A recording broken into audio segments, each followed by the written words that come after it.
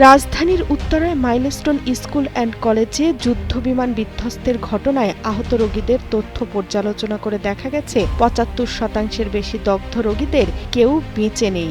মৃতদের বেশিরভাগ শিশু।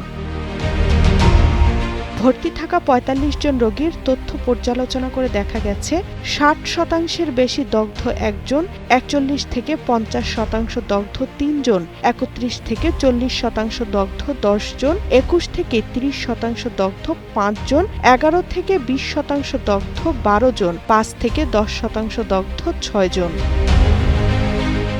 জাতীয় বার্ন ও প্লাস্টিক সার্জারি ইনস্টিটিউটের ভারপ্রাপ্ত পরিচালক অধ্যাপক ডাক্তার মোহাম্মদ নাসির উদ্দিন বলেন, বর্তমানে সেখানে ৪০ জন রোগী ভর্তি আছে। তাদের মধ্যে ৫ জনের অবস্থা আশঙ্কাজনক, ১০ জন সিভিয়ার কেস এবং ২৫ জন ইন্টারমিডিয়েট পর্যায়ের রোগী। তিনি বলেন, ইন্টারমিডিয়েট পর্যায়ের ১০ জনকে পোস্ট অপারেটিভ ডকে রাখা হয়েছে, বাকিদের কেবিনে স্থানান্তর করা হয়েছে। স্বাস্থ্য অধিদপ্তরের তথ্য অনুযায়ী মাইলস্টোন ট্র্যাজেডিতে ৩৩ জন মারা গেছে। বিভিন্ন হাসপাতালে চিকিৎসাধীন আছে ৫০ জন। তামান্না তাহসিন খান, কালের কণ্ঠ।